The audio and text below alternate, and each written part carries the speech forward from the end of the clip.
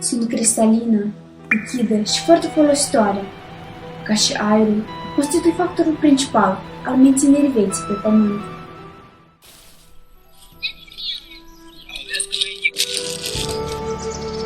Oh, nu! Nu se poate, ce faci? De ce? De ce așa atârnare? De ce nu sunt tratată ca o ființă vie?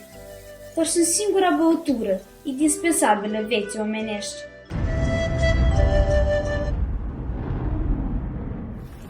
Dar eu acolo este un izvor. Hai să bem.